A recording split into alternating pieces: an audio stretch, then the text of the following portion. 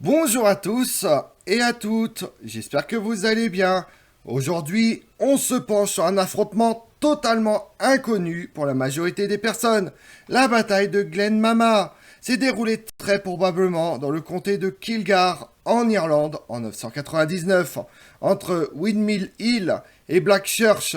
Et vous, avez-vous déjà entendu parler de cette bataille ? Ce fut l'engagement décisif et unique de la brève révolte de Leinster de 999 à 1000 contre le roi de Munster, Brian Boru. Dans cette bataille, les forces combinées des royaumes de Munster et de Meath sous le roi Brian Boru et le haut roi d'Irlande, Mael Chennai, affrontent les armées alliées du Leinster et de Dublin, dirigées par le roi Mael Mordra de Leinster. Vous voulez en savoir plus sur cette bataille inconnue ? Venez avec moi. La bataille de Glen Mama apparaît comme une entrée dans un certain nombre d'annales irlandaises, à savoir les annales des 4 maîtres, les annales d'Ulster, le Chronicon Scortorum et les annales d'Innsfallen. Les annales irlandaises constituent une collection substantielle et unique de documents annuels sur les événements ecclésiastiques et politiques, tels qu'ils sont écrits dans les monastères irlandais du milieu du VIe siècle à la fin du XVIe siècle. Bien que le statut historique des entrées rétrospectives sur les périodes pré-chrétiennes et paléo-chrétiennes soit incertain, les entrées à partir de la fin du VIe siècle sont contemporaines. La compilation des annales a fourni une chronologie fiable des événements de l'Irlande médiévale. Il y avait des croisements entre de nombreuses annales, dont certaines parties ont été copiées les unes sur les autres, mais chaque collection reflète quelque chose du monastère et du district dans lequel elle a été compilée. Les annales d'Ulster reflètent le point de vue des régions d'Irlande, où ils ont eu de l'influence, notamment Armagh, Fermanagh, Londonderry et la partie nord de la province de Cornac. Il a été écrit par Cantal Mac Magnus, un prêtre diocésien du XVe siècle, et est considéré comme l'un des documents les plus importants, peut-être le plus important des événements de l'Irlande médiévale. Le Chronicon Scortorum reflète les événements politiques et ecclésiastiques pertinents pour le monastère et les environs de Clonmacnoise dans le Leinster. Les annales d'Innsfallen reflètent le point de vue de Munster, en particulier le monastère d'Emly. Dans les années 1630, les textes de ces annales ont été compilés en un seul et énorme recueil, connu sous le nom d'Annales des 4 maîtres. Ce faisant, les auteurs ont parfois modifié la chronologie et le contenu de certains documents, ce qui les rend donc indignes de confiance sur le plan chronologique. Cependant, il est reconnu qu'ils ont conservé pour la postérité du matériel qui aurait autrement été perdu, et l'entrée contient le plus long récit analytique de la bataille également mentionné plus en détail dans le livre du XIIe siècle Codag Gaelden Re Galbed, édité en 1867 par James Ernthorne Todd, et comprend un poème commémorant la bataille. À la fois compilation et romance, il a été écrit sur la base des annales existantes comme un travail de propagande pour glorifier Brian Boru et la dynastie d'Al Qaïs. Cependant, les historiens le reconnaissent toujours comme le plus important des sagas irlandaises et des romans historiques concernant les Vikings. En 972, le roi de Leinster, Domnall Clann Mac Lorcan, est responsable du meurtre de son parent de la dynastie basée à Naas, Murcat Mac Fin, dans ce que les annales d'Ulster décrivent comme des circonstances perfides. Les enfants de Murcad allaient jouer un rôle important dans les événements des décennies suivantes. Mael Morda devient roi de Leinster et Gormflaith épouse 2 et peut-être 3 des rois les plus puissants de l'époque. Le meurtre de Morcad déclenche une querelle entre les dynasties Ardclug et Naas, des rois de Leinster, qui devaient conduire à 2 batailles importantes ou peut-être relancer la querelle, car Murdag mac Failen, en 967, l'oncle de Domnall Clegane avait été tué en 967 par le premier mari de Gormleth, la fille de celui qui est assassiné par le roi de Leinster en 972. En 979, Domnall Clegane fut fait prisonnier par les Danois de Dublin et ne fut que libéré après l'intervention du haut roi d'Irlande, Mael Cheznal, qui envahit Dublin en 981, après sa capture par les Vikings de Watford et l'expulsion d'Amleb. Domnall Clegane repart à la bataille contre les Vikings de Dublin en 983, mais fut fait vaincu par une alliance du haut roi et du fils d'Amlib et du demi-frère de Sihtric. Après quoi, Mael Cheznal ravage Kidlar et Glun Yarin brûle Glendalough. Après que Domnall Clegane ait été tué en 984, son fils Donashada assume la royauté et commence une rivalité de 9 ans avec son rival, le roi des Vikings de Dublin. Cette rivalité est à l'origine de la guerre pour la suprématie de la haute royauté d'Irlande. En 997, lors d'une réunion royale près de Clonfair, Brian Boru, roi de Munster, rencontre son rival de longue date, Mael Chenail mac Domnall, haut roi d'Irlande. La haute royauté irlandaise du Xe siècle désigne un roi qui avait imposé son pouvoir sur des territoires extérieurs à l'Irlande. Mael Chenail assume la haute royauté irlandaise après la bataille de Tara en 980.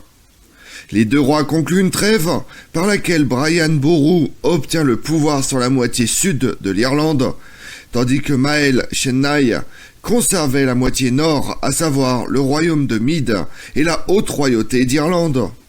En l'honneur de cet arrangement, Mael Chenail remit à Brian Boru les otages qu'il avait pris à Dublin et à Leinster en 998. Brian remit à Mael les otages de Connacht. La même année, Brian et Mael commencent à coopérer contre les Scandinaves de Dublin pour la toute première fois. Tout a commencé sérieusement en 999, lorsque Donshada mac Domnall Clegane a été capturé. C'était un défi pour Mael. En tant que suzerain de la province, il a répondu en ravageant le Leinster. Brian Boru y voit une occasion de s'immiscer dans les affaires du Leinster. La bataille apparaît comme une entrée dans un certain nombre d'annales irlandaises, à savoir les annales des 4 maîtres, les annales d'Ulster, le Chronicon Scortorum et les annales d'Insfallen. Les annales irlandaises constituent une collection substantielle et unique de documents annuels sur les événements ecclésiastiques et politiques, tels qu'ils sont écrits dans les monastères irlandais du milieu du 6e à la fin du 16e siècle. Bien que le statut historique des entrées rétrospectives sur les périodes pré-chrétiennes et paléo-chrétiennes soit incertain, comme on l'a déjà vu, les entrées à partir de la fin du 6e siècle sont contemporaines.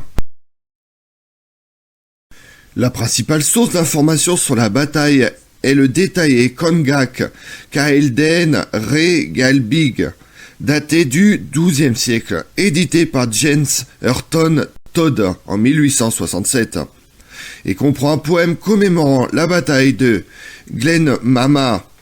Il a influencé l'historiographie médiévale et moderne, hors de toute proportion avec sa véritable valeur. Cependant, les historiens le reconnaissent toujours comme le plus important des sagas irlandaises et des romans historiques concernant les Vikings. Les annales des 4 maîtres rapportent que Brian et le haut roi d'Irlande ont uni leurs forces, et selon les annales d'Ulster, ils ont rencontré l'armée de Leinster-Dublin à Glenmama le jeudi 30 décembre 999, près de Lyons Hill, dans le comté de Kilgar, l'ancienne forteresse des rois de Leinster. L'armée de Munster-Meath a vaincu l'armée de Leinster-Dublin. Les historiens ultérieurs ont également considéré la bataille comme décisive. Les sources font état d'une mortalité élevée des deux côtés. Parmi les morts figuraient Harald, fils d'Amlib, et d'autres nobles des étrangers, parmi lesquels se trouvait Kulen, fils d'Ettingen, qui appartenait apparemment au Galenga. Du côté de Brian, aucun détail n'est fourni. Il est dit que la bataille a été sanglante, furieuse, rouge, vaillante, héroïque, virile, rude, cruelle et sans cœur, et qu'il n'y a pas eu de plus grand massacre depuis la bataille de Mac Rat au 7e siècle. Au Coren, il parle comme d'une défaite écrasante du Leinster et de Dublin, tandis que le dictionnaire de l'histoire anglaise dit que la bataille a effectivement étouffé la révolte désespérée du Leinster et de Dublin. La tradition rapporte que le fils du roi des Danois, Harold Olafsson, fut tué dans la retraite et enterré. Brian Boru a fait prisonnier Mael Morda de Leinster et l'a détenu jusqu'à ce qu'il reçoive des otages. Il a été allégué que 7000 Scandinaves sont tombés dans la bataille.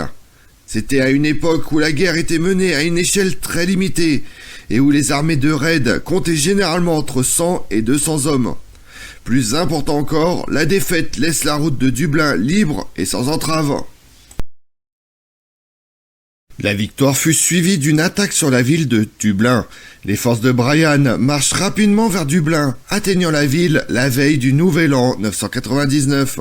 Ils pénètrent dans ses défenses sans grande résistance. Les annales d'Insfallen disent que le jour du Nouvel An de l'an 1000, ils brûlent à la fois la colonie elle-même, le bosquet sacré voisin, Cal Tormer, qui se trouvait apparemment sur la côte nord de l'Isven. Le pillage de la ville, pour la deuxième fois en 10 ans, est décrit en détail dans le Conget.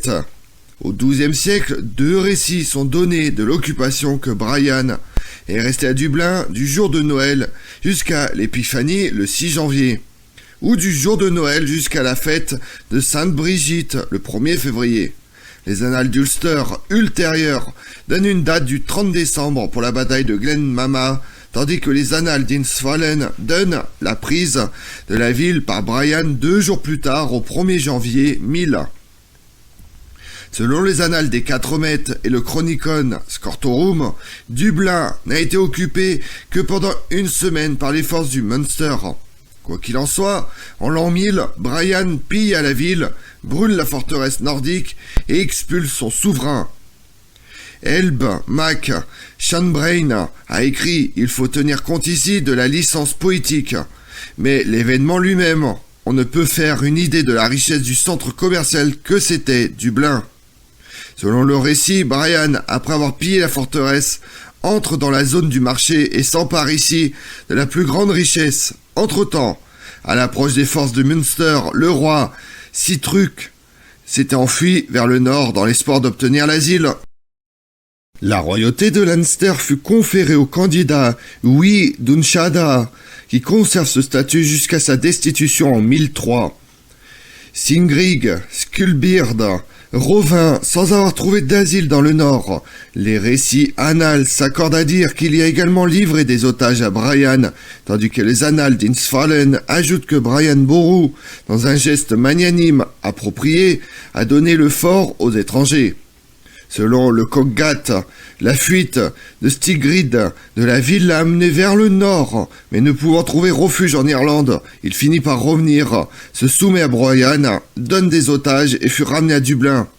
Entre-temps, Singrid est peut-être temporairement devenu pirate. Il est responsable d'un raid sur Saint-Davis au Pays de Galles. Brian a donné sa propre fille de sa première femme en mariage à Stigrid. Brian, à son tour, a pris pour seconde épouse la mère de Stigrid. La cessation de la révolte fut suivie de plus d'une décennie de paix à Dublin, pendant que les hommes de Stigrid servaient dans les armées de Brian. Cependant, Stigrid n'oublia jamais, et en 1002, il prend sa revanche lorsque ses soldats servent dans la campagne de Brian contre les Ulaid et ravagent leurs terres.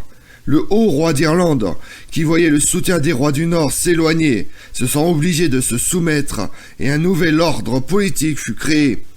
La capitulation du roi de Tara a laissé Brian comme le roi le plus puissant de toute l'Irlande. À la suite de la bataille, il avait réussi à dominer dans un sens significatif le Leinster et Dublin. Réussissant à dominer effectivement Dublin, Brian acquit un avantage militaire sur le haut roi d'Irlande, ce qui l'aide dans ses efforts pour aller au-delà de la seigneurie de Laed Moga. Son succès à cet égard a probablement contribué à lier Dublin à la sphère de Laed Moga pour au moins un siècle à venir. Et pendant ce temps-là, dans le monde, en février 999, l'émir samanide Mansour II est dépossédé et aveuglé. Son frère, Abd al-Malik II, ne peut maintenir la dynastie qui disparaît en 1005, malgré la tentative de restauration d'Ismaïl II. En juin, Afonso V le Noble devient roi de Léon et des Asturies, sous la tutelle de sa mère. Le 21 juin, les Islandais décident de se convertir au christianisme sous la pression du roi de Norvège, Olaf Tryggvason. En octobre 999, l'empereur byzantin Basile II s'empare de Césarée et de Homs. Comme on l'a vu, les deux armées se rencontrent dans une vallée étroite, provoquant la déroute de l'armée de Maël Mordra, qui fut anéantie. Ils furent poursuivis par le gros de l'armée et massacrés lorsqu'ils se rassemblent à plusieurs points de guet le long de la Liffey. Les principaux commandants ont été tués ou capturés. La bataille aboutit à l'occupation de Dublin par les forces de Brian Boru, Munster et la soumission de Maël Mordra et du roi de Dublin à Brian Boru. La solution ne s'est cependant pas avérée permanente et a finalement abouti à la deuxième révolte du Leinster contre Brian à la bataille de Clortaf en 1014. Je vous remercie d'avoir suivi cette vidéo en ma compagnie. Si vous voulez connaître mes autres vidéos, retrouvez-moi sur ma chaîne YouTube Tout sur l'Histoire avec Damien, mais également sur les réseaux sociaux, Twitter et Instagram, Histoire Damien. Et pensez à liker, commenter et vous abonner. Je vous remercie à tous.